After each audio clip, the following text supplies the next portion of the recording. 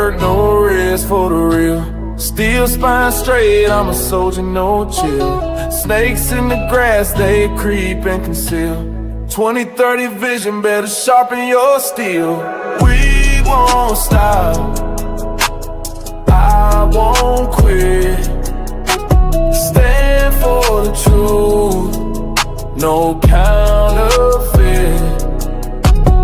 Real ones rise, let the fake ones split.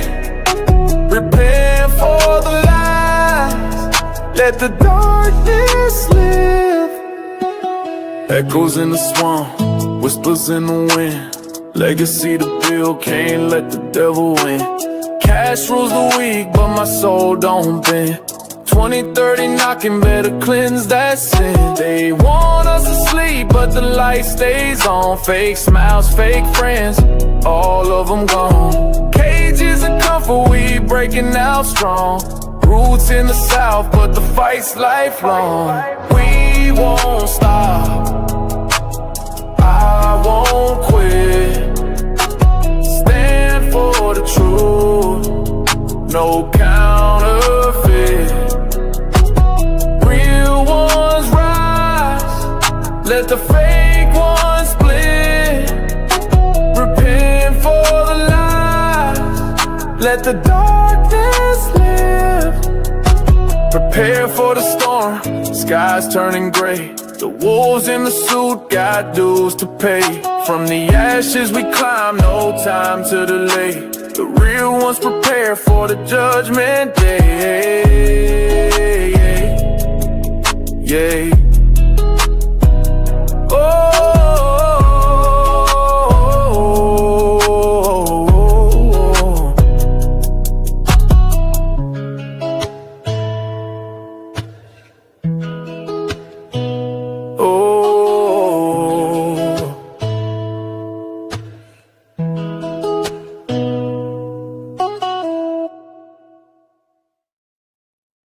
What's going on, everybody? Welcome back to ARP in the morning. I am your host, Wise, and I hope you guys had a great weekend. Appreciate you guys pulling up this morning. If you haven't done so already and you are in the chat, make sure you hit that like button for me. If you haven't done so already, we've got a pretty good show today. Will not be as long as Friday's show. I hope you guys enjoyed Friday's show. I thought it was phenomenal. Shout out to all my panel members, all my guests. That is something that we are attempting to make happen on a week-to-week basis, and we can do these types, and we'll get some new faces, and you'll see familiar faces on the show, on the panel show. I'm currently reaching out to people and just kind of building that network so we can get more and more voices out here, give people an opportunity, to get a little bit of shine, but also give it an opportunity for some folks to get their takes out there, man. So I'm definitely looking forward to this coming Friday. We'll definitely do it again. And I hope you guys enjoyed the weekend, man. We got a pretty good show. Like I said, I'm going to turn my attention over here because I want to see what's going on in the chat. Shout out to the Blues. I know I seen Michelle up in there. Shout out to B. Shout out to Zephyr K9. Shout out to the Blues. Appreciate you guys pulling up and keeping things peaceful in the chat. Definitely appreciate you guys, man. I hope you guys had a great weekend as well. Let's see what's going on in the chat, man. And if you guys can hear me okay, put a 1 down there for me. I know we started on Friday a little rocky, and I want to make sure that you guys can hear me okay. And it's not through my headphones. I did a mic check. We should be good to go, but just let me know. What up, Kevin Caldwell? How's it going this morning, brother? What's going on? What's up, Hunter? How you doing this morning, brother? Appreciate you pulling up this morning. Hunter always blesses us with a Bible verse, so we're going to check him out today. He says, cast your cares on the Lord, and he will sustain you. He will never let the righteous be shaken. Psalms chapter 55, verse 22. Thank you very much, Hunter, man. Appreciate that, brother. As always, man, you always bless us and start the morning off with a really good Bible verse. Shout out to Dagny Taggart. Appreciate you pulling up this morning. And let's do a city-state check. Let me know where you guys are viewing, where you guys are tuning in from this morning. If you're outside of the country, drop that down in the chat as well. Let me know where you guys are tuning in from. What's up, Lori Addison? What's up, Marla? How you doing this morning? What up, JJ O'Hara? Good morning to you. Shout out to Scott Jung, appreciate you pulling up this morning. Thank you very much. What's up, Oscar Madison? We got Nelly in the house. Shout out to you. What up, Ed Mister? What's going on? Appreciate you pulling up this morning. What up, Laura Stahl? How's it going this morning? Appreciate you. LHF Guardian Rob, appreciate you pulling up this morning. What up, Quincy?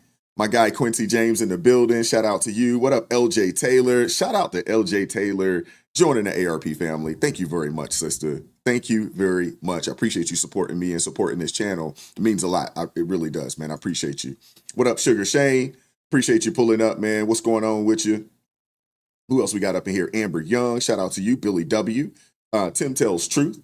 Appreciate you pulling up. What up, Dr. Kyla? Good to see you up in here this fine Monday morning. Hope all is well with you up there in Michigan. We're going to talk about what's going on, what happened up there in Michigan over the weekend, man. Thoughts and prayers to those folks that were affected. We're going to get into that today. What up, Toy Mafia? What's going on? Appreciate you pulling up this morning. Shout out to you all. Thank you very much. What up, Mark Patterson? Appreciate you pulling up. Hope all is well. We got Jerry Mo W. Shout out to you. Appreciate you pulling up. We got Ann Kanachi. Hopefully I'm pronouncing that properly. Shout out to you. Appreciate you pulling up. Mr. Largy. We got Lionheart in the house. Shout out to you. Thank you very much for pulling up. What up, Tinkerbell? What up, JP89? Shout out to you, Jose Ramirez. Yes, sir. You have a blessed week as well. Thank you very much. What up, Dion? How you doing this morning, sister? Hope all is well out there in Missouri. Appreciate you pulling up this morning. What up, Donald Lovejoy? Shout out to you. Appreciate you pulling up this morning. All right, so it looks like we're not having any technical difficulty. And I didn't see a message come across from B, because I did instruct B to not shoot me a text. Just so you guys know my blues, if you have my number. When I'm in the show, I'm on Do Not Disturb. So if there is an issue, I'm looking for you guys in the chat. So just drop it in the chat for me. And that way I will see it. I'm looking for you guys. So appreciate that, man. And I apologize for kicking the show off, a little raspy on Friday. But players mess up from time to time. And like I tell you guys all the time, man, we building this thing. We building the plane as we fly it, right? We're building it as we fly it. All right, look at that. We got is that Kalaska, Michigan? How do you say that? We got St. Mary's, Ohio in the house. What's going on? What's going on? What up, Donnie Mary? How's it going this morning? Appreciate you pulling up. Nick M in the house out of Texas. Ocala, Florida in the house. Crowley, Texas in the building. Michigan, Dover, Ohio, Illinois, just outside Chicago. California in the house. Oh, yeah. Seacott in El Salvador on a lunch break. This guy's crazy. Sugar Shane, you a nut. Oh my goodness. Huntsville, Texas in the building. Shout out to you. Appreciate you pulling up, man. Thank you. Jupiter, Florida in the house. What up, White AD, man? Appreciate you pulling up this morning, brother. Renee O'Connor out of Fairview, New Jersey. Shout out to you. Appreciate you pulling up, man. What's up, Janie Cavender? Appreciate you pulling up this morning. Hope all is well. All right. We got Queens, New York in the house. Myrtle Beach, South Carolina. We got D.C. in the building. Daggernate, I didn't realize you was out in D.C.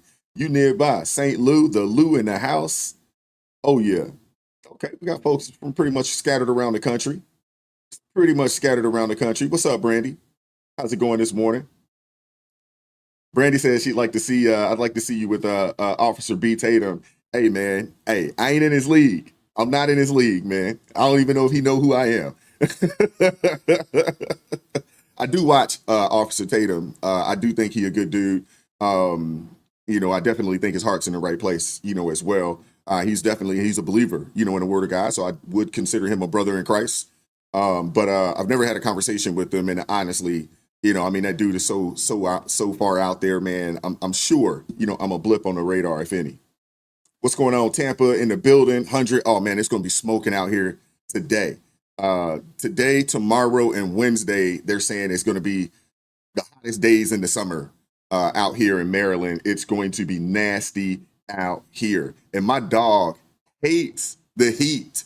I have a blue nose pitty. And if you guys know anything about pitties, they do not like the summertime. He is a good dog. That's my guy, man. I love my dog. But he does not want to be out there in that heat. Now, if it's cold, it's snow outside, man, we'll be out there all day. He loves it. But the heat, he's like, man, let me go out here and handle my business so we can go back in this house. He will put the brakes on, like, don't even think about trying to walk me around the block. Don't even think about trying to take the circle. I'm coming out here to handle my business, and I'm going back in the house.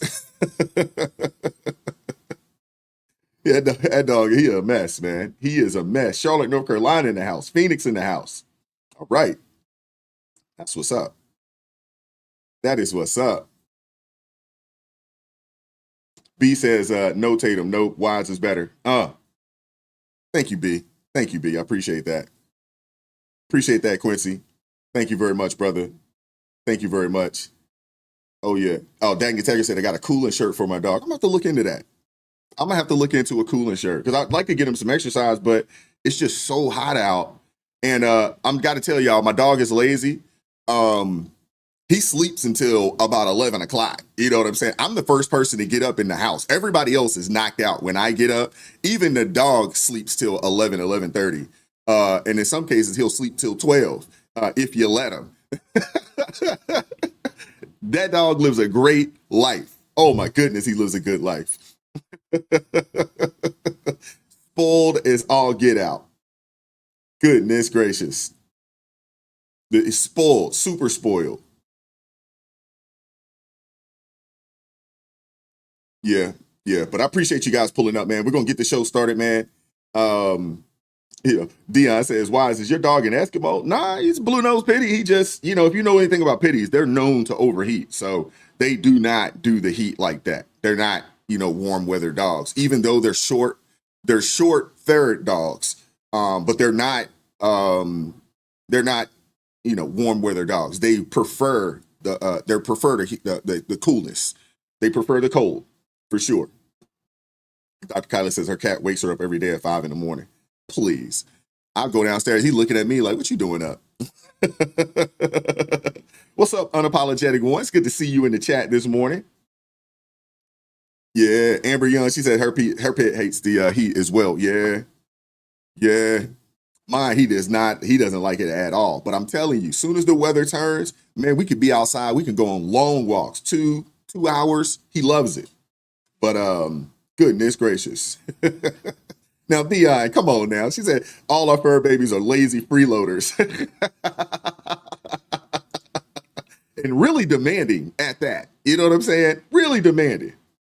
I'm like, this dude, he be tired like he don't work like a double shift at the plant.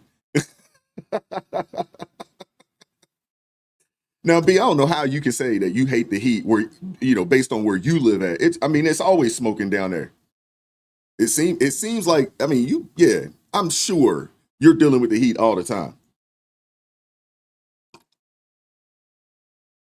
All right, we're going to get the show started, man. We're going to get things kicked off, man. If you have not hit that like button for me, please hit that like button for me. If you'd like to support the channel today, super chat, super thanks. Greatly appreciate it. You could join the ARP family, or you can buy your brother a coffee. The link's in the description box below. Shout out to my guy, Eric Plummer, supporting the channel via CashApp. Thank you very much. Eric, thank you very much. Shout out to Susan, supporting the channel via Buy Me a Coffee. Shout out to Teresa Saunders, and shout out to Kelly Sue for supporting the channel via Buy Me a Coffee. Thank you guys very much for supporting the channel financially. I really, really appreciate it. Thank you very much, man. I do not take it for granted. Thank you very much, man. I appreciate you guys, man. I really do. Thank you. All right. And without further ado, let's get it going. Thanks for watching Fox 2 News at 10. We begin with breaking news out of Traverse City, where a suspect is in custody after a mass stabbing at a Walmart. Yeah, police say at least 11 people have been hurt in what must have been such a chaotic scene. Let's go now to all of the details that we know so far. It happened earlier this afternoon. Officials say 6 of the victims are in critical condition. 5 are serious right now. The suspect is a 42-year-old man acting alone right now. Investigators aren't releasing the ages of the victims. The motive is also not known here. Now, people in the Walmart helped deputies arrest this man. We're going to have much more coming up later in our newscast. All righty, so we got to talk about it, man. More craziness happening out there, in the streets across America. More craziness. So on Saturday, July 26th in Traverse City, Michigan. Hey, Dr. Kyla, how far is Traverse City, Michigan from where you are? But Traverse City, Michigan, a 42-year-old man walks into the Walmart armed with nothing but a folding knife. They did not say how long the knife was, because, a folding knife can be, they can get, they come in a various, ranges of sizes. Excuse me.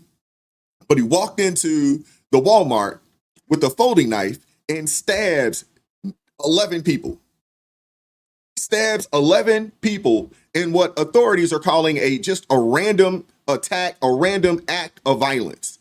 And as of Sunday, seven of the people were in fair condition. There were 4 that are in serious condition. I believe 3 people had to get surgery, for their injuries. And that was according to the Munson Healthcare, which is the largest healthcare system in northern Michigan. The hospital said that they were seeing encouraging signs of recovery among their patients. So, my hearts, my thoughts, my prayers, to them and their families. This is a crazy situation. And the thing is that you guys got to think about this, man. When knifings happen, they're silent. When gunshots go off, somebody get the shooting, you can hear that. But when knifings happen, it's silent. So it makes it really easy, for somebody to come through and get a multitude of people before people even realize that something bad is happening. It's not like someone coming in, with a loud gun, a rifle or something along those lines, and you can hear the shots, reverberate through the store. When someone comes through with a knife, it's a silent attack. It makes no noise.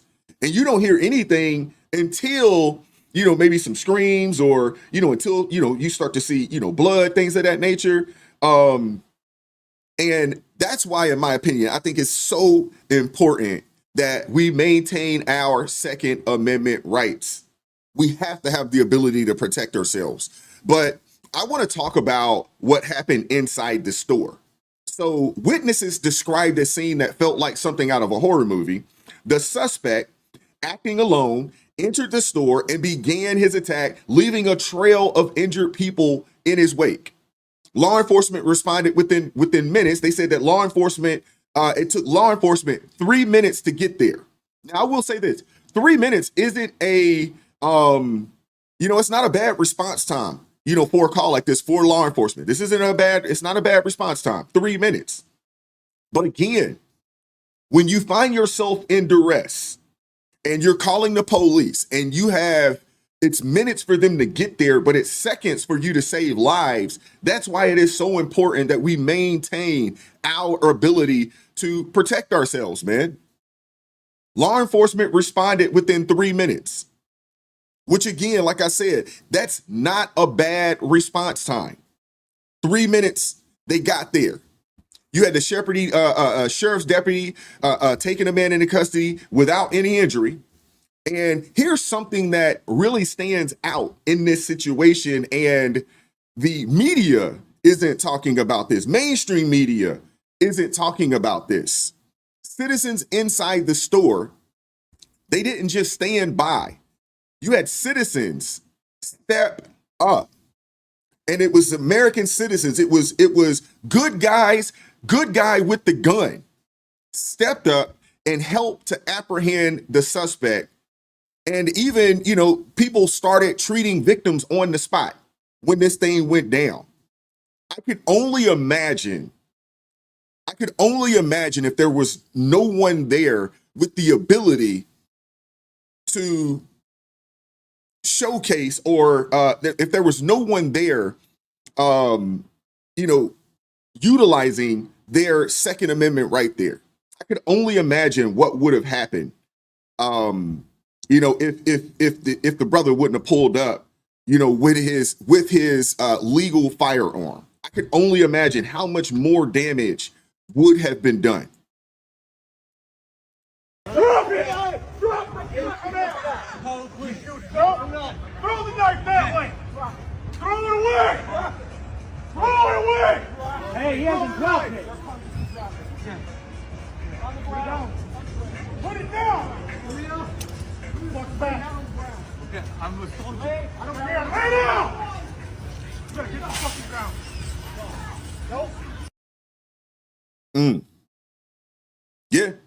So you just saw that right there. You just saw there. That's a armed citizen, a good guy with the gun.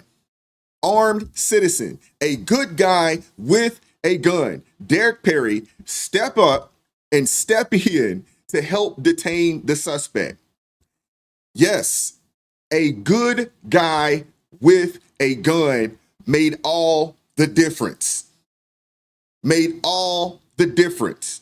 Perry, he didn't hesitate. He confronted the attacker, disarmed him, and held him down until law enforcement could take over.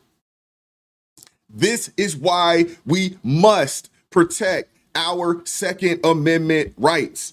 We must protect it at all costs. Law-abiding citizens should never be punished for the acts of criminals. Law-abiding citizens should never be punished for the acts of criminals. You never know when one of these people, might take somebody down. And when you got a situation like this, and you got this brother that I don't even know if he even thought about it, just jumped into action, disarmed this man, made him get on the ground. You had other citizens there that stepped up. That's what it's about, man. That's America right there. That right there is America. Mainstream media will not tell you that it was a good guy with the gun that stopped this guy. They won't tell you this. I appreciate what Perry did here. I appreciate what Perry did here. There is no telling how many additional lives or how many additional people he saved from harm. You don't wait for permission, or I don't think you should second guess yourself in that situation either. What he did here is he saw a threat and he neutralized it, giving first responders the chance to help the victims without further danger. This man is a true hero. True hero. This guy, hero. Hero. Mainstream media will not discuss this in the way it should be discussed. They will not discuss this the way it should be discussed.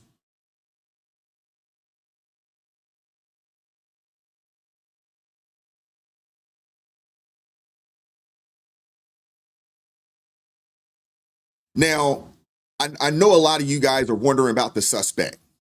Who is the guy? Who is the guy? A lot of people are trying to figure out who this dude is. Well, at least as of yesterday, authorities, they refused to publicly identify him. They refused to publicly identify him. Why they refused to publicly identify him, I'm not really sure, but they have refused to do so. Okay, and you said the suspect was, there was citizen involvement, but he was captured, within 3 minutes of the officer arriving. Was the suspect injured on the way? Not to my knowledge. Okay. What can you tell us about the citizen involvement?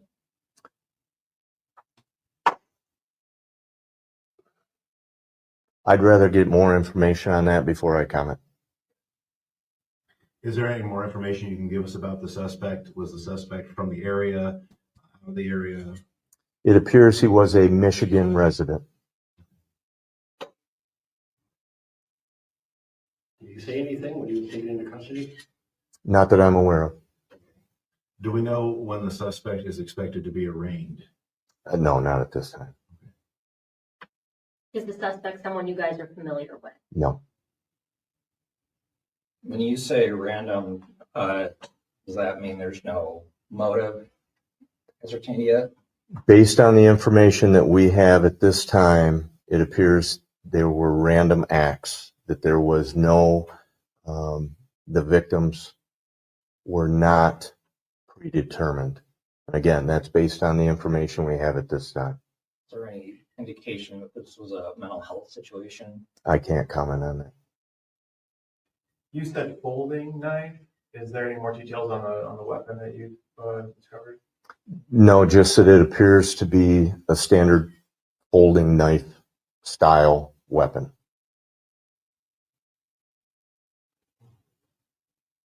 You said the suspect is a Michigan resident. Is there any more specific information you can say? Where is he from? The area locally, Traverse City, the Grand Traverse area? This time, I'd rather not comment. Okay, so it's kind of weird. This press conference is a little weird. You know, where in Michigan was he from? You know, and if he is a Michigan resident, cool. What city? Where at? Why won't they tell us who this suspect is? Why? Why won't they tell us who the suspect is? Every time they obfuscate, every time they refuse to give us a name, we know the story's gonna go away pretty quickly. They're gonna sweep it up under the rugs. There are rumors online that he might be foreign. We don't know for sure, but every time they pull this dance, it does raise questions. There are some red flags being raised. There are some red flags being raised. I mean, remember, this isn't the first time. This isn't the first time, you know, that we've seen this. Whether it's, you know, a school shooting, a riot, you know, or a stabbing spree, the pattern's the same. If the suspect doesn't fit a certain narrative, the story vanishes. If the suspect doesn't fit a certain narrative, the story vanishes. But regardless of the fact, the moral of this story remains the same. Look at what good, law-abiding citizens can do. Shout out to Derek Perry. Shout out to Derek Perry. Derek Perry, he didn't fear. He did not let fear stop him. He stepped up when it mattered. Stepped up when it mattered most. And meanwhile, victims are recovering, thanks in part to the quick action of people like Perry. I mean, he's a reminder that in the face of evil, good can prevail. And that's why we fight for that Second Amendment.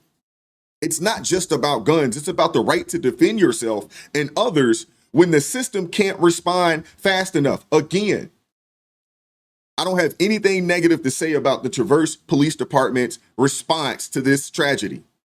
They got there within 3 minutes. That is not bad response time. It isn't. But again, when you have seconds, the police are taking minutes. We have to have the ability to protect ourselves. We have to. I mean, these types of situations are happening entirely too often. How far have we come as a society that this many people think that they can just get up and go stab people? It's happening entirely too much, and it's got to stop.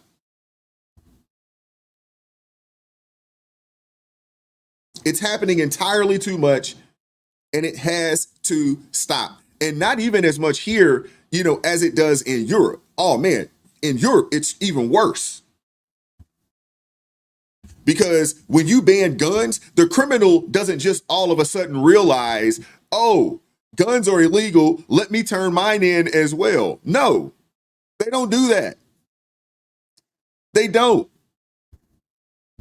Criminals are going to do criminal things. They're not just going to turn their weapons in. What they realize is that everybody else becomes food for them. Everybody becomes food for them when they know the majority of law-abiding good people are unarmed. And at that point, you become the prey. So I'm glad that the suspect is in custody. I'm glad that no one, at least as of today, has died from their injuries caused by this individual. I am glad that that happened. I am glad that Derek Perry and others were there. And not only were they there, they actually jumped into action to do something, because there's entirely too many times that we see things happen and people will grab their phones and start recording opposed to intervening and helping a fellow man. I'm tired of seeing that as well. I'm tired of seeing someone in harm's way and people break their phone out opposed to actually stepping in and helping. I'm tired of seeing that as well.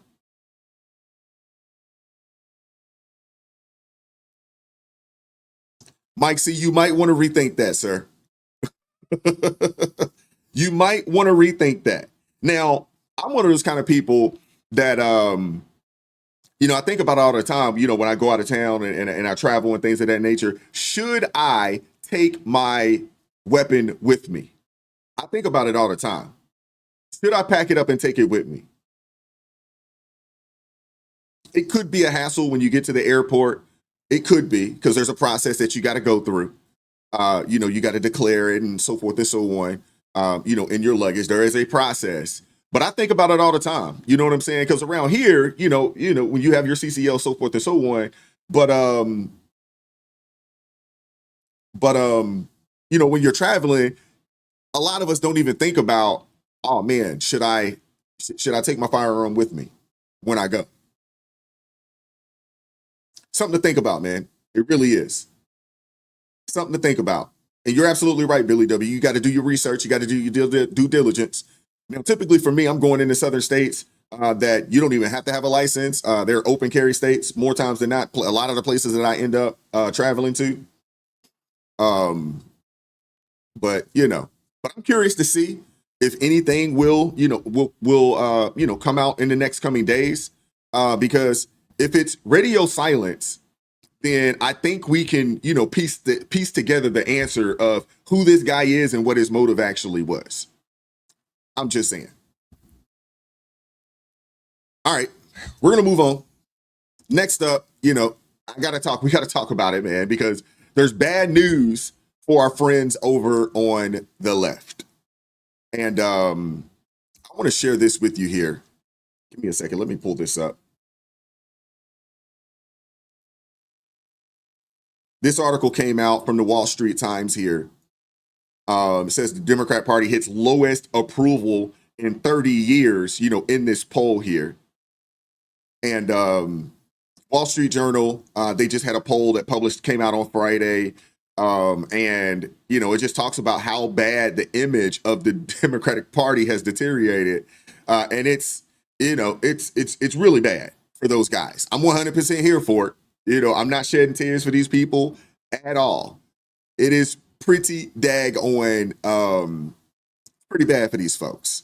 But, like I said, a new Wall Street Journal poll shows that Democrats' approval rating is at a 35-year low. A whopping 63% of registered voters view Democrats unfavorably, with only 33% having a positive impression on the party. This is the lowest they've scored since 1990. This should absolutely scare the Democrats, especially as the midterms get closer and closer and closer. And as we get closer to the midterms, we're going to have conversations. We got to make sure that we get out, we show up and show out, no different than what happened in November. We got to make sure, that we keep our foots on their necks, man. We got to make sure that we do it. Hey, we cannot, just live on what happened in November of 24.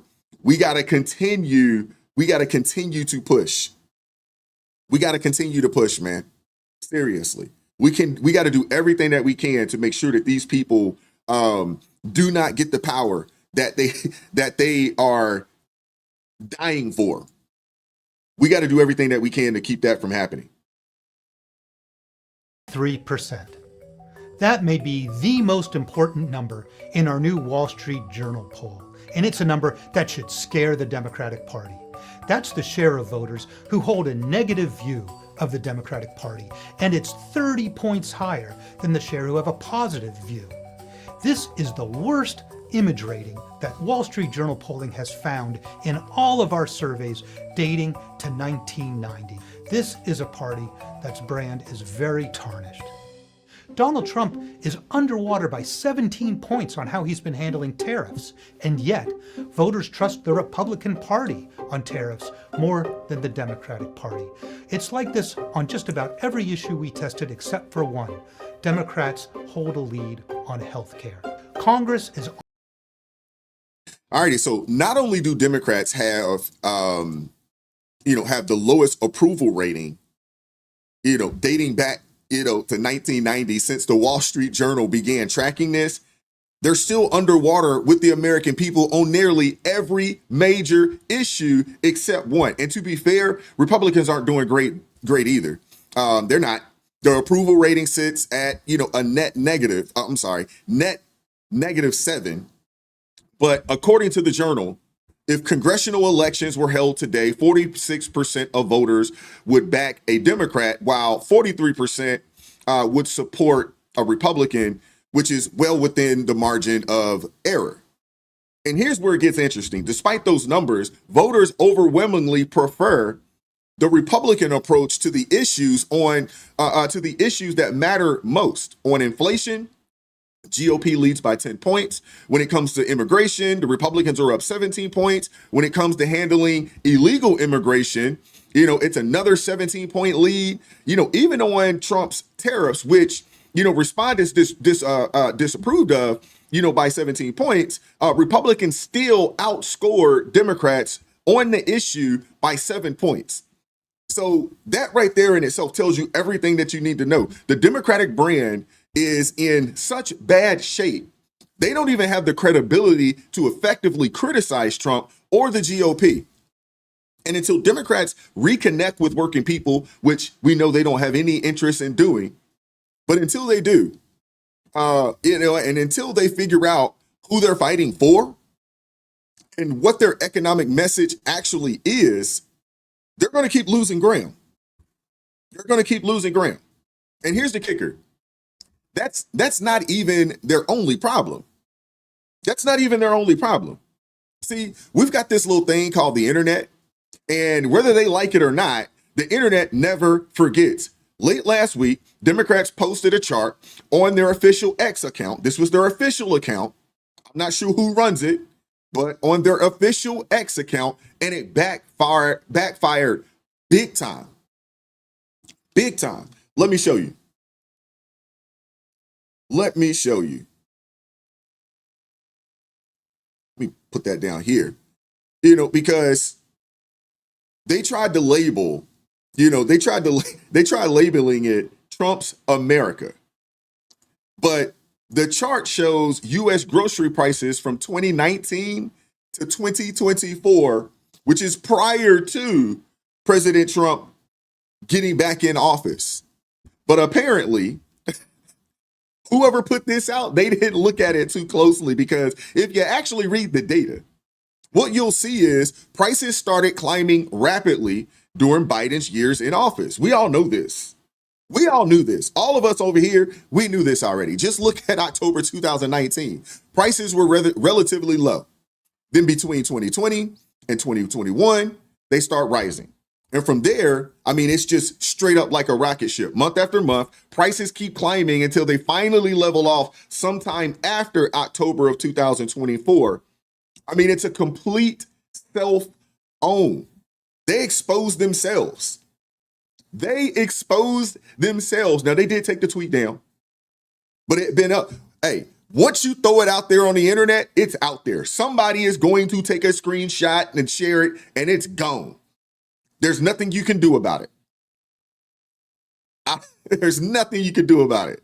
These people, they thought that they were making a point, but the chart does the exact opposite. So why am I showing you this? Because Senator Mark Kelly was recently asked about grocery prices, and instead of answering the question directly, he dodged and deflected, went off on a whole tangent about Trump and tariffs, and like I've said before, Democrats are going to have a serious problem if they don't stop gaslighting the American people. Folks are feeling the pain at the checkout line. And talking about tariffs from 5 years ago doesn't change what's happening right now.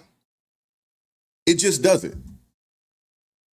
But I don't think they will. I don't think they'll learn. I don't. A communications problem. Your party, the Democratic Party, posted on Twitter or X in the last few days a chart that showed the price of groceries skyrocketing. The White House took that Democratic chart and accurately reposted it to show that most of the price jumps in that graph happened under the Biden administration. The Democrats then deleted the post. So I wonder if you think Democrats have figured out their problems both in terms of communications and also acknowledging that Biden-era inflation, for example, is one of the reasons why your party is out of power. Yeah, I think that's fair. There was inflation during the Biden administration. I track this pretty closely. I know what, ground beef and eggs and milk costs at the Safeway, where Gabby and I shop in Tucson, Arizona. They went up during the Biden administration. They went up some more. You're going to see prices go up and down. But I think what's important for the American people to know is that Donald Trump's tariff policy is very likely to increase costs. Going to take some time because of supply chains, stuff coming from, in some cases from all over the planet. And his trade policy, for my constituents in Arizona, there are a lot of products that come across the southern border, agricultural products that create thousands and thousands of jobs, not only in Arizona, but in the state of Texas. And we are facing right now some significant job loss. So when you think inflation's a problem for a family, somebody losing a job is even a bigger problem. And we're trying to figure out how we navigate that with this administration. I've spoken to the Secretary of Commerce about some of these tariffs, and we haven't gotten the response. I love how they talk about jobs and the job loss and so forth and so on. Layoffs started in 2021. Layoffs started in 2021. And we saw more in 2022. And then we saw more the summer of 2023. The summer of 2022 was crazy. Big tech companies started letting people go like it was nobody's business.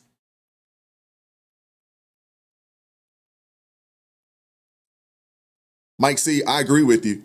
I love how they talk about the tariffs, but they never talk about the amount of money that was printed that caused the 29% inflation during the Biden administration. You can't print that much money.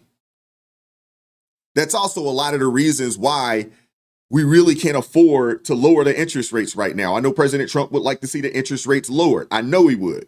It would be huge. Lord knows I would like to see the interest rates lowered.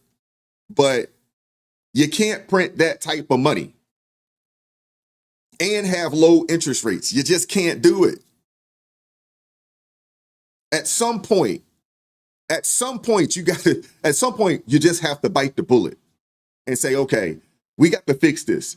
That's like running up your credit or running up a credit card and you just refuse to say, hey, I'm going to stop the reckless spending so I can just get this debt under control.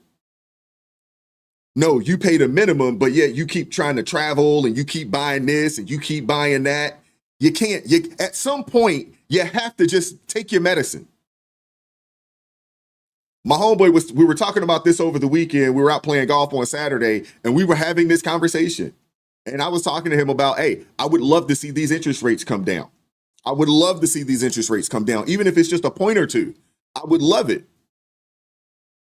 But just like in golf, when you hit a shot into the woods and you got that one little crease and you think you can get it through that, opposed to just taking your medicine, what happens is you go for the hero shot, and that hero shot costs you 2 to 3 strokes instead of just taking your medicine, hitting a lateral shot back into the fairway and going back down and take your medicine and get out of here with a bogey or a double at best.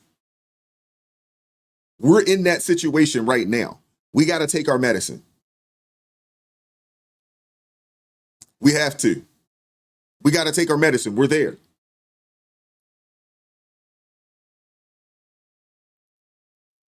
again, when it comes to these Democrats, you can't solve a problem you're not even willing to call out by name. And that's a lot of the problem when it comes to these people. They take no accountability. They take no accountability. They take no accountability, and all they do is point the finger. They don't offer solutions. And they take no accountability for the role that they played in the situation that we're currently in right now. And this whole, yeah, there might have been inflation, but Trump's tariffs are bad. It's not going to work. It's not going to work. Americans are tired of the finger pointing. They're tired of it. We want to hear solutions. And if you don't have solutions, sit down and shut up. Seriously.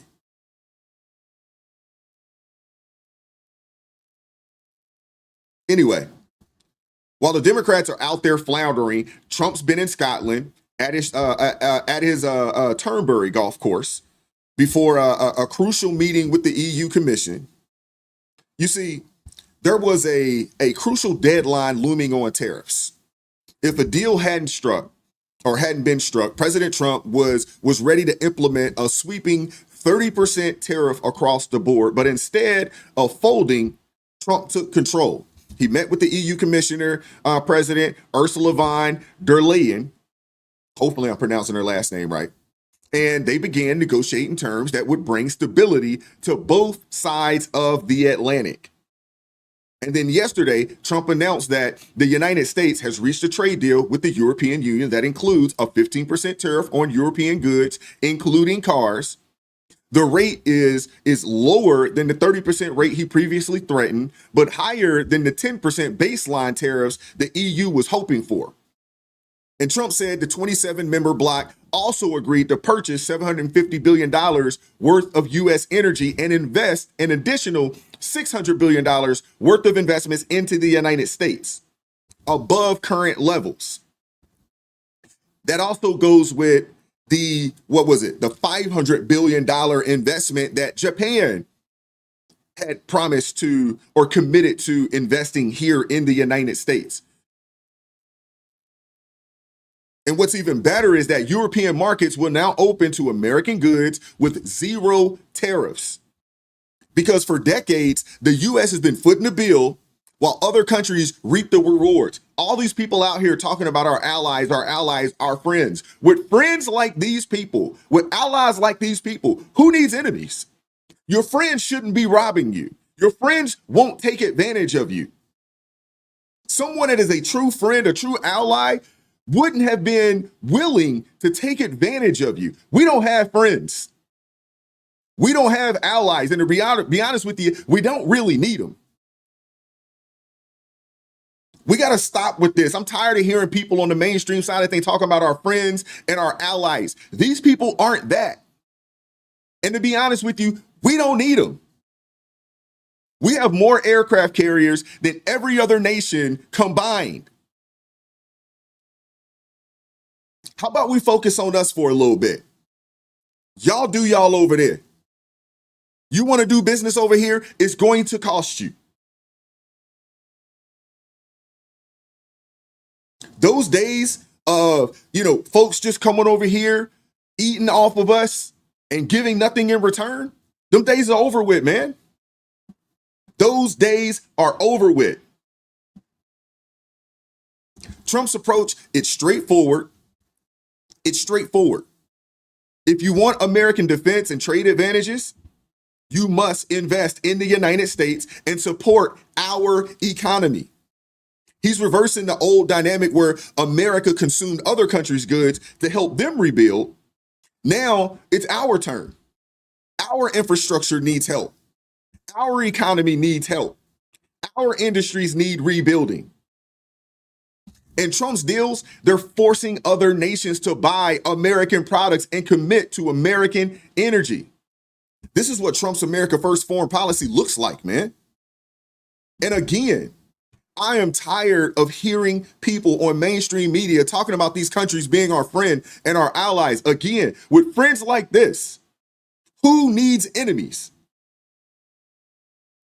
Seriously. No more free rides, man. You can't just come over here and sell goods, you know what I'm saying, and offer nothing in return. And then tax the heck out of our goods when we send them over to your nation. That can't be anymore. No more multi-country, watered down trade deals. That's a done data. These are strong bilateral agreements where the United States deals directly with each nation individually, maximizing leverage and setting terms that work for us.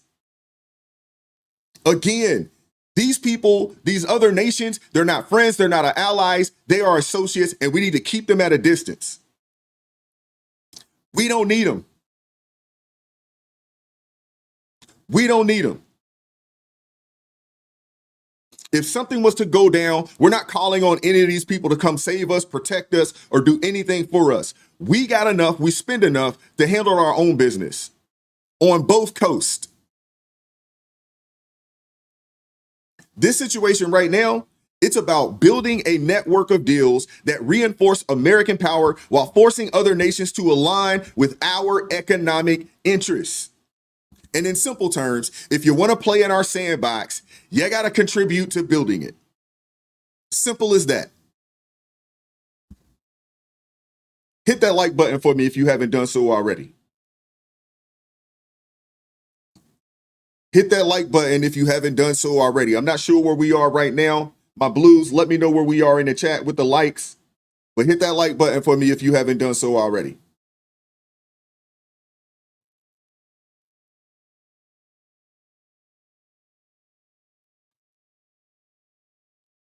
Ed, you're absolutely right. Ed said, we have non-aggression neighbors, not friends. You're absolutely right. Again, your friends wouldn't rob you. Your friends wouldn't steal from you. And if you do have friends that rob and steal from you and take advantage of you, you need to look for a new group of people. Seriously.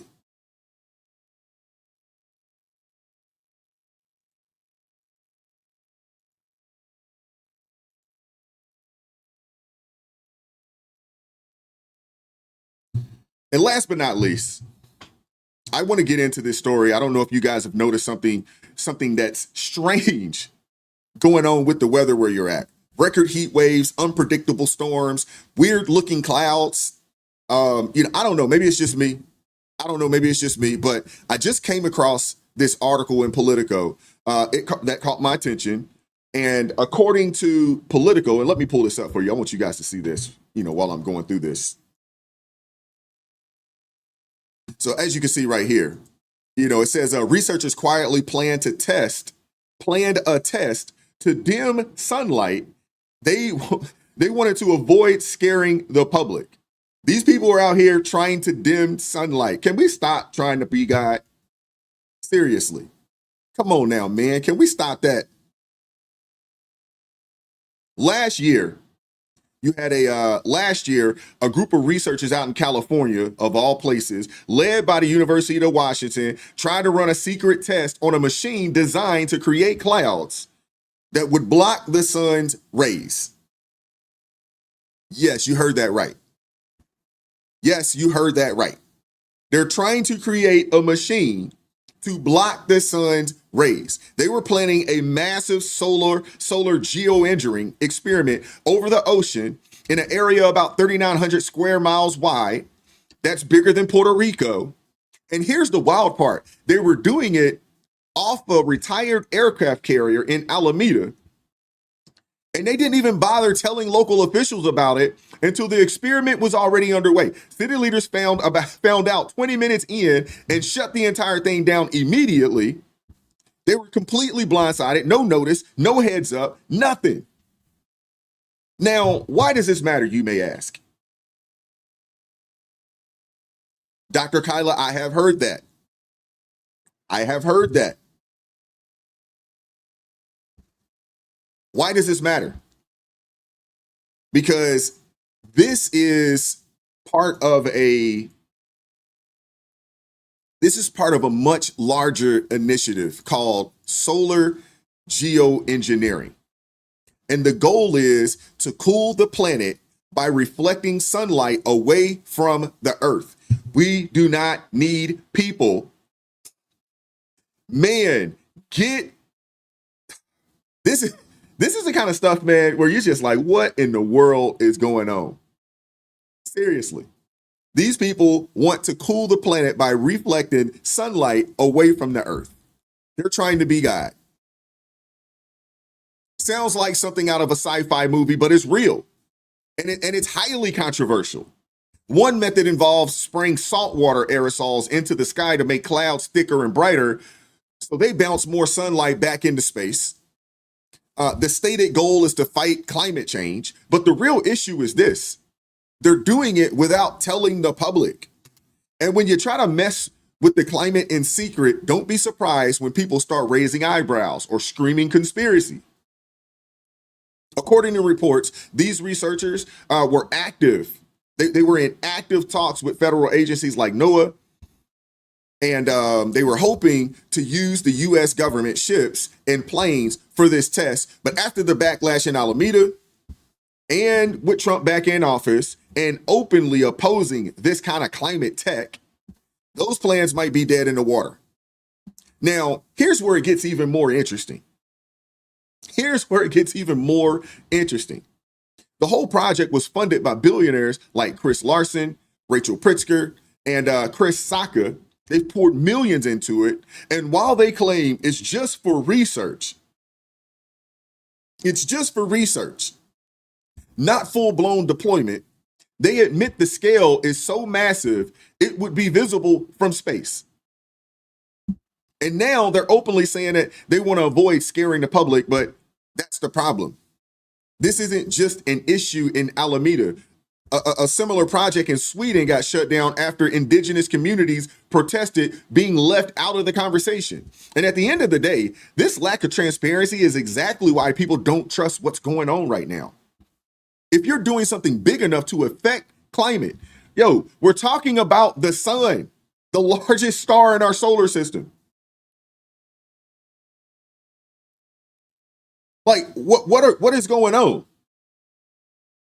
If you're doing things to affect the climate, or that could literally be seen from space, you owe it to the public to be open about it. Period. And here's the kicker. This isn't the first time something like this has happened. Shout out to my guy Hunter. He says it reminds me of that clip of some scientists in Africa saying that they wanted to send someone to the sun, but will go at night so they don't burn up. Lord have mercy. I hadn't seen that. Hunter, come on now, Hunter.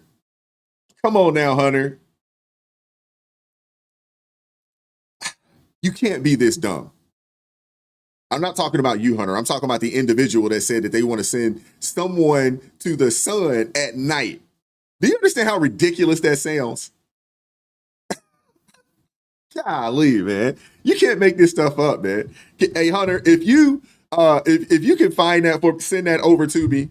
Goodness, I need to see this for myself. Holy smokes.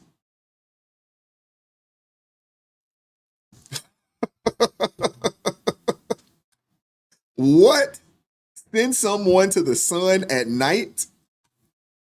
Oh, man. The dumbing down of society is real. The dumbing down of society is very real. Holy smokes. You cannot make this stuff up, man. You go. That's how ignorant can you be? See, Hunter, you done got daggone derailed me, man. Come on now. What? You can't be that dumb. Oh my gosh, it had to be. Zephyr says it's got to be a parody. It has to be. I hope it's a parody. I hope someone was not serious. You can't be that dumb.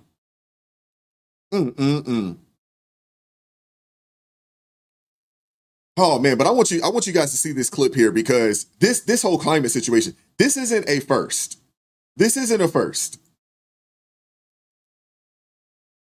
Currently 42 cloud seeding projects across the American West, like this one in Utah, where they take planes like this with flares attached. They fly right into the storm and send microscopic particles into the cloud. Particles that act like magnets for water droplets, bonding together until they are heavy enough to fall to the ground as rain or snow. At the University of Colorado, researchers are working on artificial intelligence to deploy cloud seeding drones. And it's not just cloud seeding from the sky. There are hundreds of those things. That shack you see in the foreground is a ground-based cloud seeder. The little flame coming out is sending tiny silver iodide particles up into the sky. When a storm comes through, they go up to 2,000 feet above our head, into the storm, up those mountains, and make more snow than it naturally would. While cloud seeding has been helping get every last drop out of some of the driest years on record, this past winter, Mother Nature came through.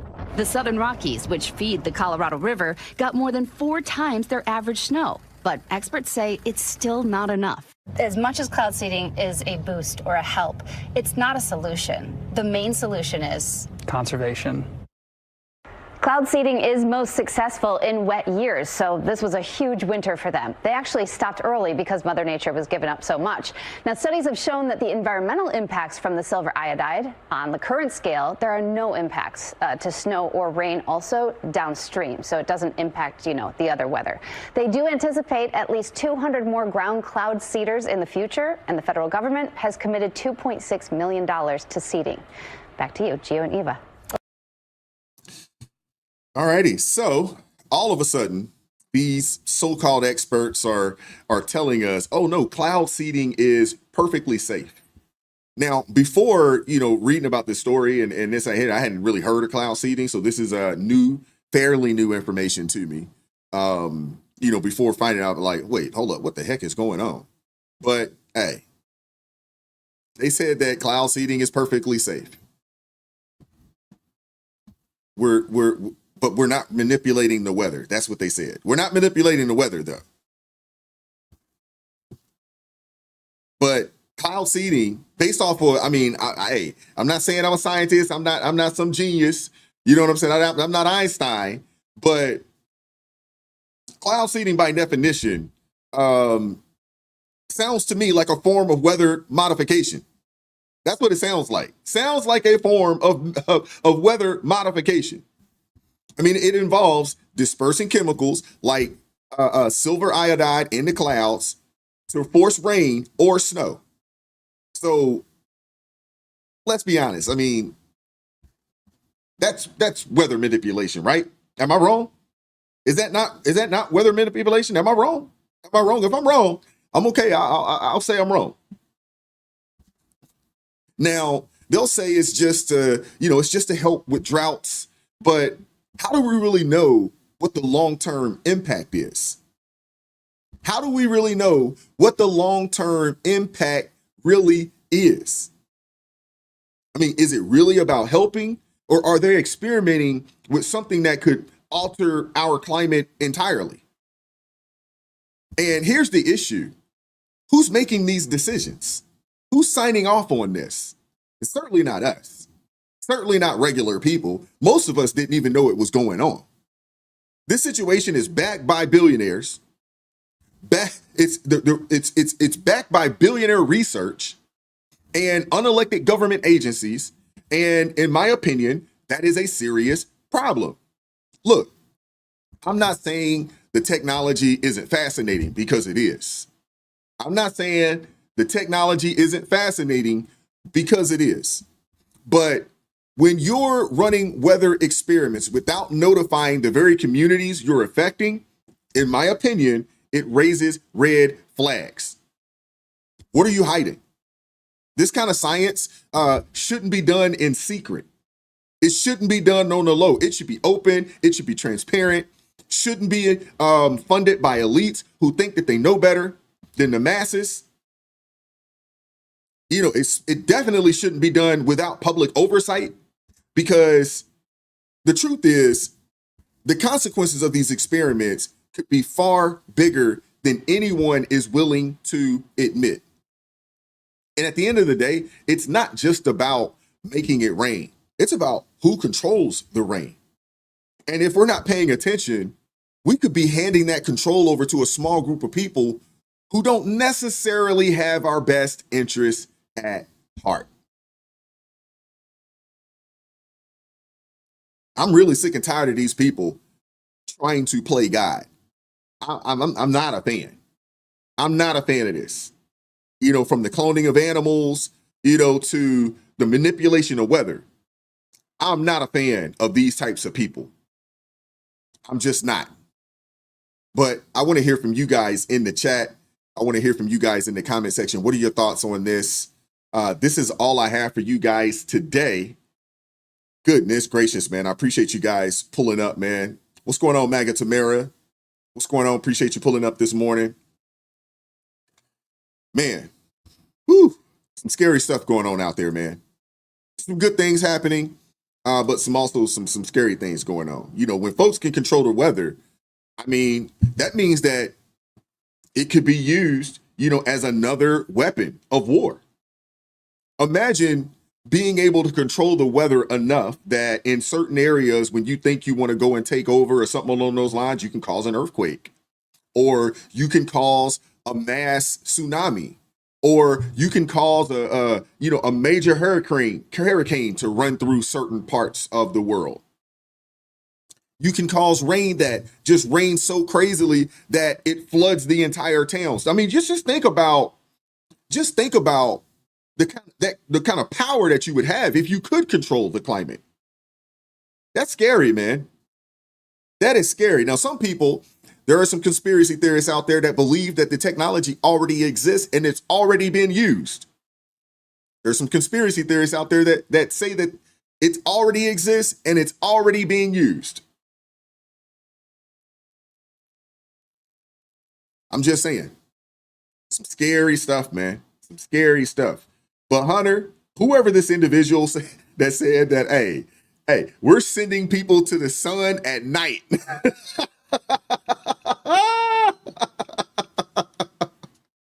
Oh man, they need to be educated again, man. They need to go all the way back through school all over again. Goodness gracious. B said it's conspiracy fact. Well, for the sake of the show, we'll say conspiracy theories. Conspiracy theories. But I do appreciate you guys pulling up this morning. Thank you very much, man. If you haven't hit the like button, please do that on the way out the building. We'll be back at this thing tomorrow, Lord willing, 9:30 a.m. Eastern Standard Time for ARP in the morning. I do appreciate you guys. Shout out to everybody that support the channel financially. Shout out to all my ARP family members that support the channel financially on a month-to-month basis, man. I do appreciate you guys. Shout out to everybody in the chat that kept things lively this morning. I definitely appreciate that. Shout out to my blues, Zephyr K9, B, Michelle, T.A. Caskey. I think I saw him pull up for a little bit. Shout out to you guys, man. Appreciate you all keeping things civil in the chat, man. You know, as always, hey, C. Bergie, how you doing this morning? It's good to see you. As always, keep God first. Stay prayed up. We'll catch up with you all next time. You guys take care, man. Enjoy this fine Monday, and let's make this week a great week, man. God bless you guys, man. You guys take care, man. Peace. We won't stop. I won't quit. Stand for the truth. No counterfeit. Real ones rise. Let the fake ones split. Repent for the lies. Let the dark